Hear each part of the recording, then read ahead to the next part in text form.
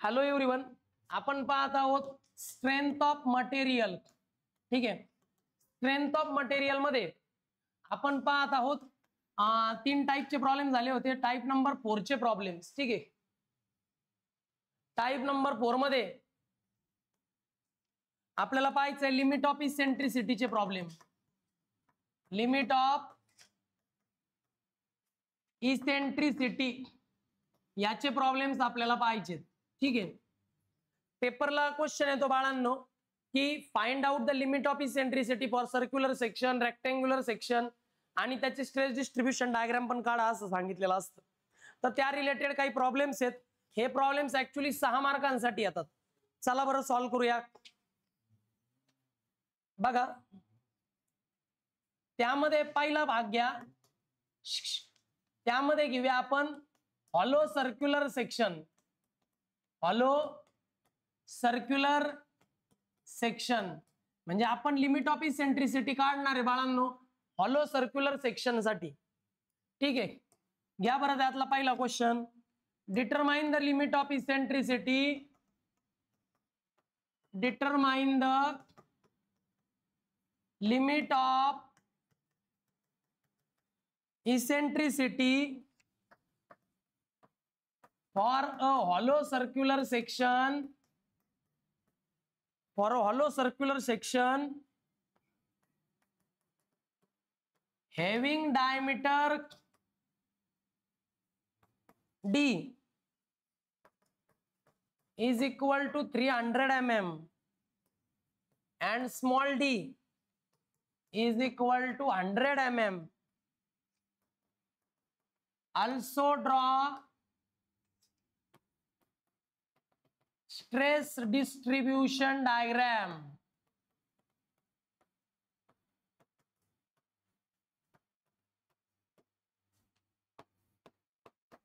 इकडे पहा बाळांनो, आपल्याला काय करायचंय limit of eccentricity find out करायची आहे. त्यासाठी हॉलो सर्क्युलर सेक्शनचे डायमीटर दिलेत. External diameter 300 mm, internal diameter 100 mm आणि त्यासाठी स्ट्रेस डिस्ट्रीब्युशन डायग्राम ड्रॉ करायची आहे. क्वेश्चन लक्षात आला असेल तुमचं काय. चला तर मग काढूयात.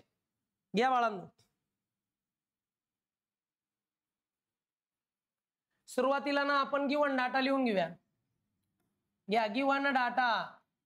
एक्सटर्नल डायमीटर दिलाय डी 300 mm, इंटरनल डायमीटर दिलाय डी 100 mm. किती दिला? 100 mm.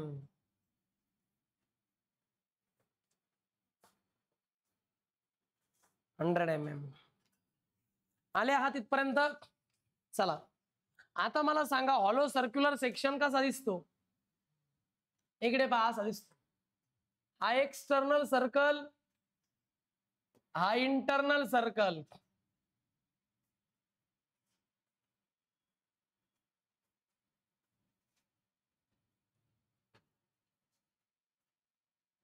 झालं. आता हा जो सर्कल आहे बाळांनो, या सर्कल मध्ये बघा हा जो पार्ट आहे ना, हा ऍक्च्युअल मध्ये पार्ट आहे, बरोबर ना. हा ऍक्च्युअल मध्ये पार्ट आहे आणि तेव्हा एवढा भाग हॉलो आहे. बर, आता या ठिकाणी याचा जो कोर ऑफ सेक्शन आहे, तो कोर ऑफ सेक्शन आहे बघा इथे येणार आहे सेंटरला.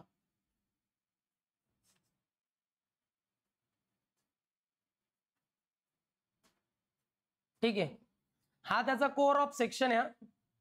आपल्याला एक्सटर्नल डायमीटर दिलाय capital D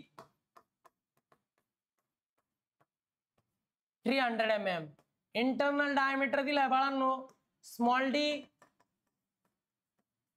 100 mm. External diameter, internal diameter and here is your core of section. हा काय core of section. Core of section म्हणजे काय, तुमच्या हॉलो सर्क्युलर सेक्शनचा गाभा. गाभा म्हणजे कोर जो सेंटरला असतो. चला ही फिगर तुम्हाला एक्झामला ड्रॉ करायची. यात काय डाऊट आहे का बघा. सेंटर भाग.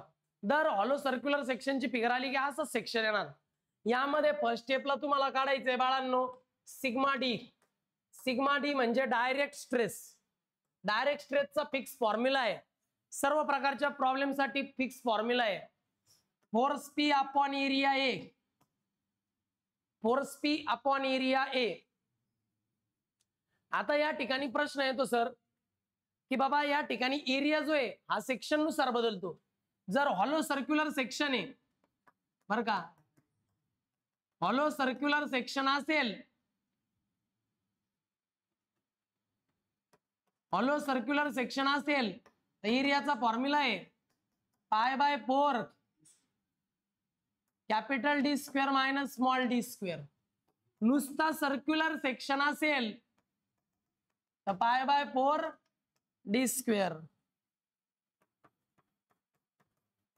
रेक्टँग्युलर सेक्शन असेल, रेक्टँग्युलर, तर एरियाचा फॉर्म्युला आहे B into hollow circular section, circular section, rectangular section.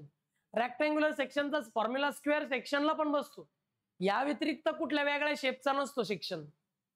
Problem जरी आला तरी तुम्हाला पी अपॉन ए लिहिता येईल. तुम्ही म्हणले सर आपल्याला इथं पी नाही दिला, हो नाही दिला तर तसाच ठेवायचा, पण एरियाची व्हॅल्यू मात्र आपण टाकू.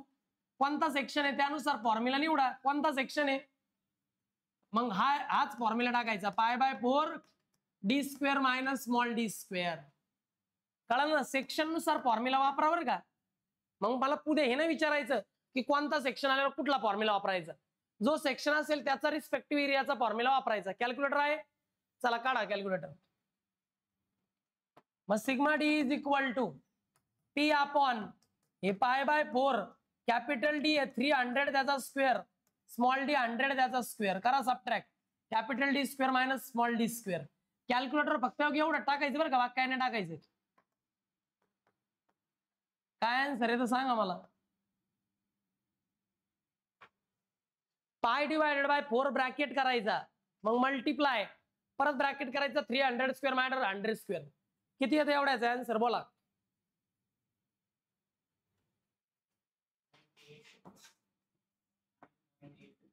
.8 1 into 10 काय नाही का मायनस हे. अरे काय करताय बाळांनो तुम्ही, नीट करा ना. मी सांगतो टाक, चल कर ब्रॅकेट सुरू कर, पाय डिवायडेड बाय 4 कर, ब्रॅकेट मल्टिप्लाय कर, मग कर ब्रॅकेट मध्ये 300 square minus 100 square bracket complete. याला सेपरेट आणि याला सेपरेट ब्रॅकेट आला पाहिजे.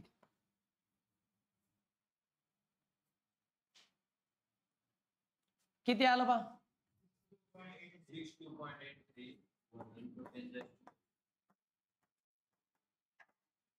आता बोला यात काय डाऊट. पहिली स्टेप या ठिकाणी पूर्ण झालेली आहे. या ठिकाणी बाळांनो मी सिग्मा डी काढलेलं आहे. काय डाऊट असेल तर विचारा. डायरेक्ट स्ट्रेचचा फॉर्म्युला सगळ्यांसमोर आहे. हे बघा ही फर्स्ट स्टेप आहे. डायरेक्ट स्ट्रेचचा फॉर्म्युला, एरियाचा फॉर्म्युला सेक्शन नुसार सिलेक्ट करायचा आणि आन्सर काढायचं. बघा इथपर्यंत काय डाऊट आहे का.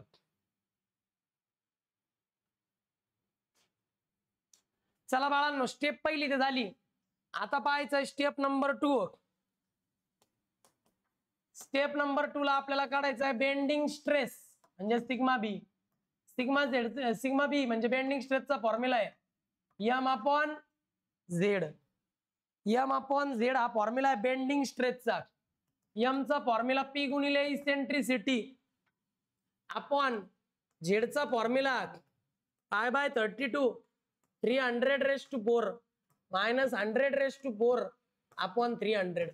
आता तुम्ही म्हणले सर हा फॉर्म्युला कसा वापरला.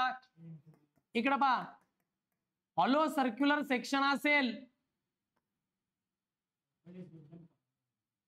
हॉलो सर्क्युलर सेक्शन असेल तर त्यासाठी झेडचा फॉर्म्युला आहे pi by 32 d⁴ minus small d⁴ upon D. हा फॉर्म्युला झेडचा आहे पण हॉलो सर्क्युलर सेक्शन साठी, हॉलो सर्क्युलर सेक्शन साठी. आणि जर सर्क्युलर सेक्शन असेल, सर्क्युलर सेक्शन असेल तर झेडचा फॉर्म्युला आहे पाय बाय 32 डी चा क्यूब.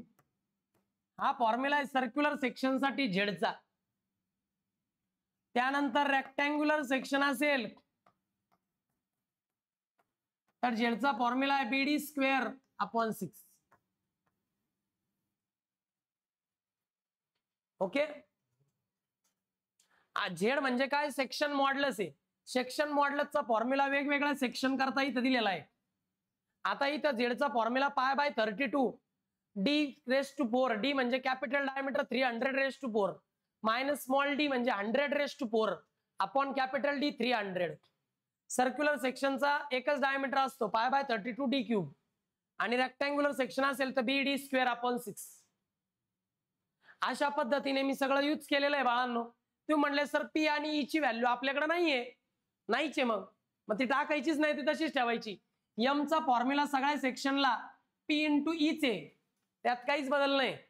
कळालं ना, वेगळा सेक्शन आल्यावर फक्त हे बदलायचंय. चला कॅल्क्युलेटर टाका, मी सांगतो तसं. सिग्मा बी भेटन पी इंटू ई च्या स्वरूपात. टाक रे बाबा, ब्रॅकेट कर. हे बघा असं ब्रॅकेट कर. π/32 करा. कॅल्क्युलेटर कसं टाकायचं ते शिकवतोय. π/32 मल्टिप्लाइड बाय ब्रॅकेट करा. पुढं 2 ब्रॅकेट स्टार्ट करा. इथं 2 ब्रॅकेट चालू करा. इथं 300⁴ minus 100⁴ divided by 300. π/32 multiplied by 2 bracket 300⁴ minus 100⁴ bracket complete divided by 300. असं टाकलं कॅल्क्युलेटर का ऍक्युरेट आन्सर येणार. Tell me the final answer. 2.61 into 10⁻⁶. This is your sigma B. Sigma B आलेला आहे तुमचा. जे माहित नाही ते पुटअप करू नका, जे माहिती ते पुटअप करा. याला इक्वेशन 2 म्हणा. पाठीमाग जो सिग्मा डी काढला त्याला इक्वेशन 1 म्हणा. यात काय डाऊट आहे का बघा. सेक्शन नुसार झेडचा फॉर्म्युला चेंज करायचा आणि सिग्मा बी म्हणजे बेंडिंग स्ट्रेस काढायचा. पहिल्या स्टेपला डायरेक्ट स्ट्रेस, दुसऱ्या स्टेपला बेंडिंग स्ट्रेस. काय डाऊट आहे का बघा. कॅल्क्युलेटर कसं टाकायचं ते बघून घ्या.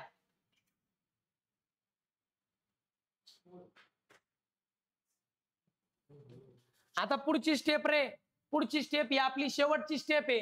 तिला मी म्हणतो स्टेप नंबर 3. यामध्ये तुम्हाला फाइंड आउट करायची लिमिट ऑफ इसेंट्रिसिटी. इसेंट्रिसिटीची लिमिट काढायची म्हणजे ई ची व्हॅल्यू काढायची आहे. लिमिट ऑफ इसेंट्रिसिटी म्हणजे ई काढायचं आहे. त्यासाठी वापरायचे तुम्हाला नो टेन्शन कंडिशन. ऑलवेज हीच कंडिशन येणार. नो टेन्शन कंडिशन मध्ये sigma D is equal to sigma B करायचा. सिग्मा डी ची व्हॅल्यू पहिल्या स्टेपला काढली होती बा. सिग्मा बी ची व्हॅल्यू दुसऱ्या स्टेपला काढली बा. सिग्मा डी किती आला होता बी. डायरेक्ट स्ट्रेस आला होता 62.83 into 10⁻3. 62.83 into 10⁻. This is the formula for. एवढा काय, एवढी व्हॅल्यू कशाची आहे, डायरेक्ट स्ट्रेसची. बेंडिंग स्ट्रेसची काय आली बाबर 2.61. 2.61 into 10⁻⁶. सिग्मा डी ची व्हॅल्यू मी पहिल्या स्टेपला काढली, ती पुटअप केली. सिग्मा बी ची व्हॅल्यू दुसऱ्या स्टेपला काढली, ती पुटअप केली. काय डाऊट, काय डाऊट.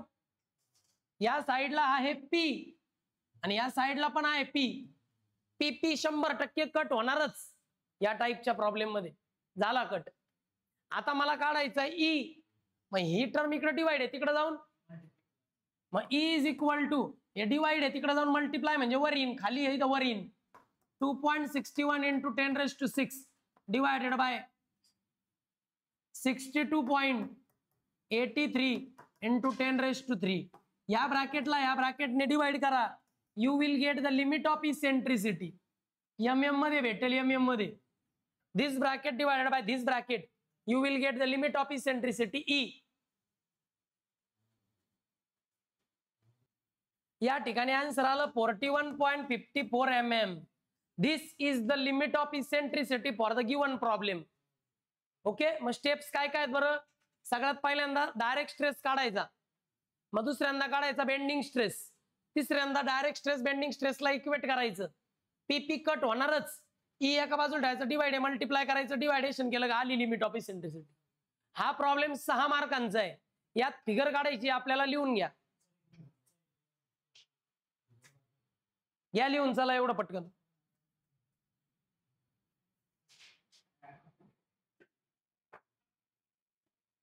इकडे बघा मुलांनो, आता फिगर मध्ये तुम्हाला हे शो करायला लावलंय बरं का. फिगर मध्ये पहा, इकडे लक्ष द्या, इथं कुठंतरी त्याचा सेंटर आहे. ठीक आहे, सेंट्रॉइड जी पासून इथून तर एवढं डिस्टन्स 41.54 या बाजूला आणि 41.54 या बाजूला. ही झाली लिमिट ऑफ इसेंट्रिसिटी. अशी शो करायची फिगर मध्ये. ही तुमची ई ची व्हॅल्यू आहे बरं. जागा नाही म्हणून तिथे छोट्या जागेत शो केलं मी. या लिहून.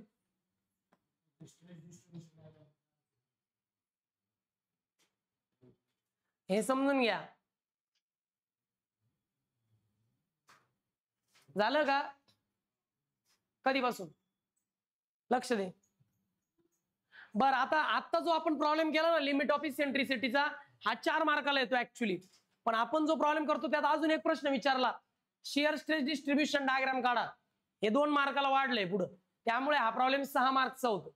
लिमिट ऑफ इसेंट्रिसिटीचा प्रॉब्लेम 4च मार्काला येतो. शियर स्ट्रेस डिस्ट्रीब्युशन डायग्राम काढूया चला.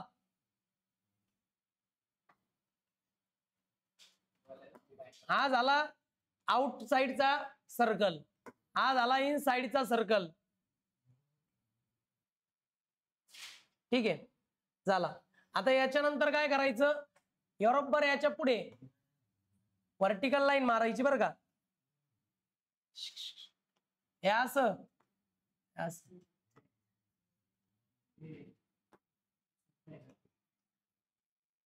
ही झाली बाळांनो शियर स्ट्रेस डिस्ट्रीब्युशन डायग्राम. इथं vertical centroid axis YY, horizontal centroid axis XX. Here is your centroid G. हाच हॉरिझॉन्टल ऍक्सिस पुढे न्यायचा आहे. ठीक आहे, इथे तुमचा जो शियर स्ट्रेस आहे, शियर स्ट्रेस म्हणजे टाऊ 0 आहे. बॉटमला आणि टॉपला शियर स्ट्रेस 0. इथं टाऊ 1 आहे, या ठिकाणी टाऊ 2 आहे आणि सेंटरला आहे tau max. This is the shear stress distribution diagram.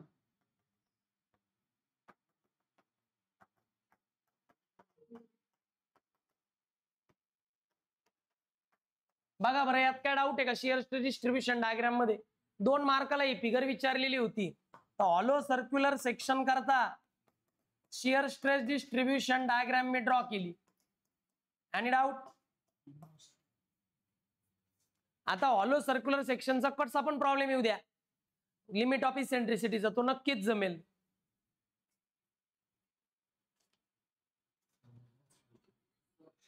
आता जर समजा बाळांनो, बोलू नका रे, लिमिट ऑफ इसेंट्रिसिटी आली सर्क्युलर सेक्शनला, तर माझ्याकडे याच्यावर पण एक आयडिया आहे बाळांनो. झालं गेली.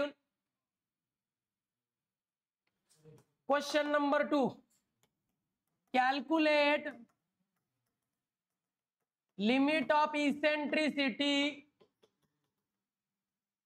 Calculate limit of eccentricity for circular section having diameter 50 mm. ते म्हणतात एक सर्क्युलर सेक्शन आहे. काय? सर्क्युलर सेक्शन ज्याचा डायमीटर 50 mm आहे, त्याची लिमिट ऑफ इसेंट्रिसिटी काढा. 2 वेळा एक्झामला आलेला आहे. तर डायमीटर एकदा दिलाय 50 mm, लिमिट ऑफ इसेंट्रिसिटी ही काढायची आहे. गिवन डाटा लिहून झालेला आहे. सुरुवात करू आपण. मग झालंय.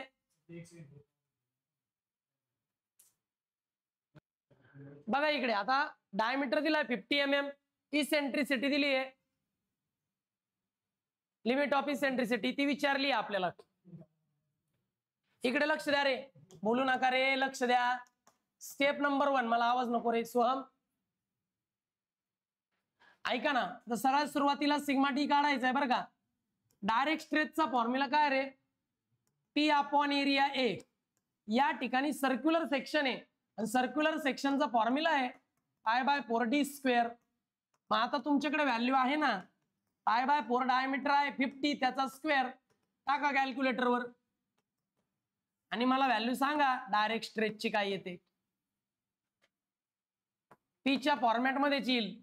याचा आन्सर सांगा. π/4 ला ब्रॅकेट करा, मल्टिप्लाय बाय 50 चा स्क्वेअर करा. कसं टाकाल कॅल्क्युलेटरवर? आहे π/4 इंटू 50चा स्क्वेअर असं टाका. Tell the answer. किती आलं? कॅल्क्युलेटर बाजूला ठेवलं त्यांनी. 1.96 इंटू 10⁻³ याला म्हणा इक्वेशन नंबर 1. काय डाऊट? फक्त एरिया बदलला, बाकी काही नाही बदलत. जमेल? त्यानंतर बाळांनो तुम्हाला स्टेप नंबर 2 करायची आहे. स्टेप नंबर 2 मध्ये काय करायचं तुम्हाला? सिग्मा बी म्हणजे बेंडिंग स्ट्रेस काढायचा आहे. सिग्मा बी चा फॉर्म्युला M/Z आहे. M ची व्हॅल्यू P × E आहे. Z ची व्हॅल्यू सर्क्युलर सेक्शनला काय दिली मी? π/32d³ दिलंय का? मग टाका व्हॅल्यू. P माहित नाही, E माहित नाही. π/32 डायमीटर 50 त्याचा क्यूब. टाका कॅल्क्युलेटर. π/32 मल्टिप्लाइड बाय 50चा क्यूब.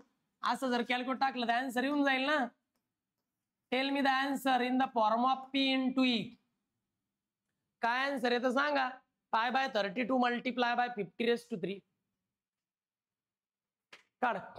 कॅल्क्युलेटर कसं टाकायचं सांगितलंय बघा. तू लिहून घेतलं का? 12.77 ओके ओके. 12.27 इंटू 10⁻³ याला म्हणा इक्वेशन नंबर 2. पहिले डायरेक्ट स्ट्रेस काढला, मग बेंडिंग स्ट्रेस काढला. आता तिसरी आणि शेवटची स्टेप. हे झालं का? थर्ड स्टेपला बाळांनो तुम्हाला काय करायचंय? फाइंड आउट करायची लिमिट ऑफ इसेंट्रिसिटी. ई काढायचंय लिमिट ऑफ इसेंट्रिसिटी. मग काय करायचं? नो टेन्शन कंडिशन वापरायची.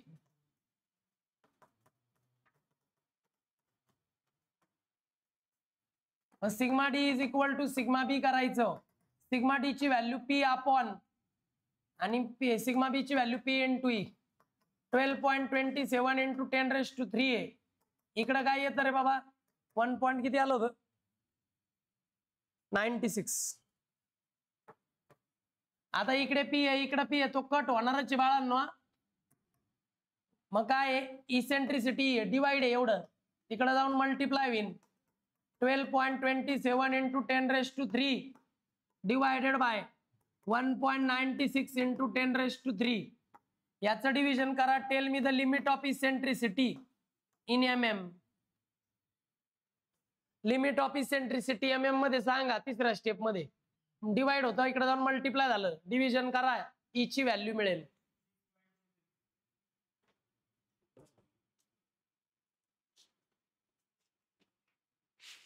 Very good. बरोबर आहे. या ठिकाणी ती व्हॅल्यू आली 6.26 mm. आता ही स्टेप लिहून घ्या पटकन, म्हणजे पुढचं सांगतो. इकडे बघा मुलांनो, सर लिमिट ऑफ इसेंट्रिसिटी काढली आहे, परंतु आपल्याला काय करायचंय? फिगर मध्ये शो करायचंय. तर मग आपण फिगर या पद्धतीने काढू शकतो बाळांनो. हे बघा, असं सर्कल घेऊ शकतो आणि सर्कलच्या मध्ये बाळांनो असा कोर ऑफ सेक्शन शो करू शकतो. हे बघा, हा झाला कोर ऑफ सेक्शन बरं का. या सर्कलचा डायमीटर जो आहे तो शो करू शकता बाळांनो तुम्ही. किती? सर्कलचा diameter 50 mm. Vertical centroidal axis YY, horizontal centroidal axis XX. या ठिकाणी ग्रॅव्हिटी G. आता ह्या बाजूचं इथून ते एवढं जे डिस्टन्स आहे ते आहे लिमिट ऑफ इसेंट्रिसिटी, आणि ह्या बाजूचं E आहे. मग ह्या बाजूने 6.26 इकडे 6.26 असं शो करायचं. याला तुम्ही हॅचिंग जरी केलं तरी चालता. हे झालं showing of core of section for the circular section. काय डाऊट आहे का पायात? जमेल? आता ते म्हटले की बाबा याची तुम्हाला काढायची आहे शिअर स्ट्रेस डिस्ट्रीब्युशन डायग्राम. अशी काढतात पहा, सेमी सर्कल टाइप. या ठिकाणी कडेला τ 0, इथे τ 0 आणि या ठिकाणी τ मॅक्स. ही झाली शियर स्ट्रेस डिस्ट्रीब्युशन डायग्राम. ही झाली शियर स्ट्रेस डिस्ट्रीब्युशन डायग्राम. काय डाऊट आहे का बघा बरं यामध्ये? सर्कल साठी तुम्हाला शियर स्ट्रेस डिस्ट्रीब्युशन डायग्राम सांगितली. आता असाच एक होमवर्कला प्रॉब्लेम तुम्ही करावा अशी माझी इच्छा आहे. या लिहून.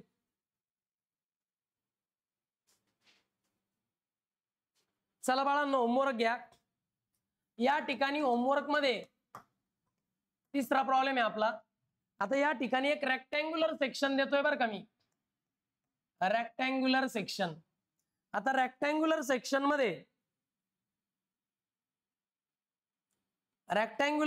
मध्ये साईज दिली रेक्टँगलची 600 × 450 mm. किती दिलंय? 600 × 450 mm. आता ज्यावेळी रेक्टँग्युलर सेक्शनची बात येते त्यावेळी तुम्ही फिगर कशी काढणार रे? इकडे लक्ष द्या.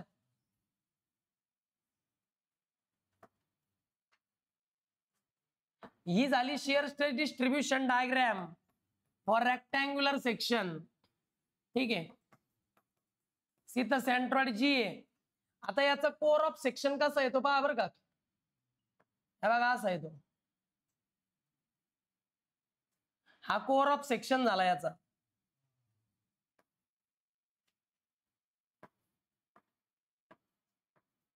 असा कोर ऑफ सेक्शन येतो याचा.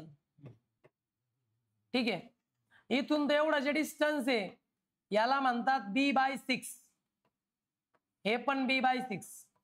आणि इथून ते एवढं जे डिस्टन्स आहे याला म्हणतात d/6. कळालं? मग याची इसेंट्रिसिटी काढणं खूप सोपं आहे. याला काही असं सिग्मा डी सिग्मा बी नाही काढावं लागत रेक्टँगलला. मग काय करावं लागतं?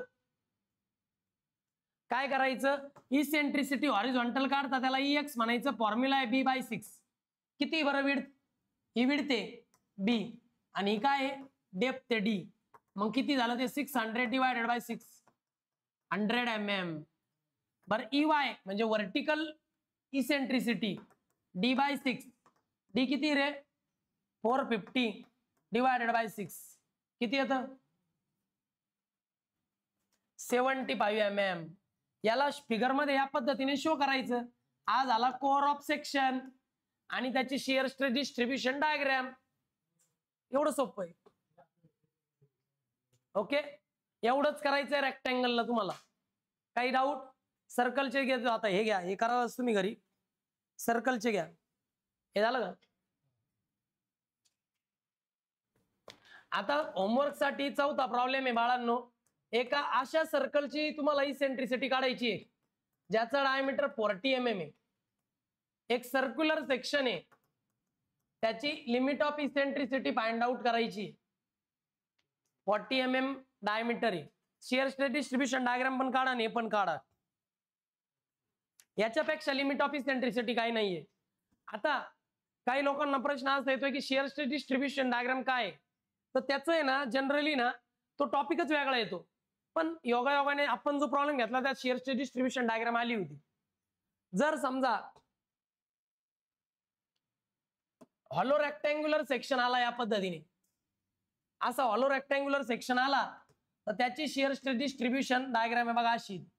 त्याचा शेप जास्त महत्वाचा आहे. ही झाली पहा shear stress distribution diagram for hollow rectangular section. हे जमेल का? त्यानंतर स्क्वेअरची आणि रेक्टँगलची तशीच येते सेमी सर्कल. सर्कलची पण सेमी सर्कल तेवढंच येतं. आता जर टी सेक्शन आला, टी सेक्शन आहे बघा असा दिसतो. असा दिसतो टी.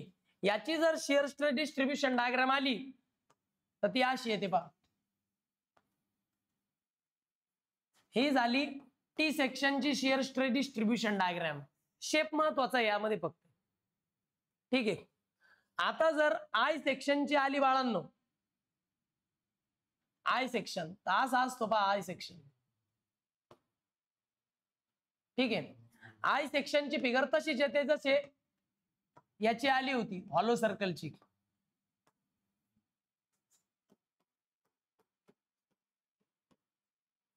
ओके, मग जमेल आता लिमिट ऑफ इसेंट्रिसिटी काढायला, शिअर स्ट्रेस डिस्ट्रीब्युशन डायग्राम कोणत्याही सेक्शनला काढायला, रेक्टँगलला, स्क्वेअरला, सर्कलला शिअर स्ट्रेस डिस्ट्रीब्युशन डायग्राम म्हणजे फक्त सेमी सर्कल आहे.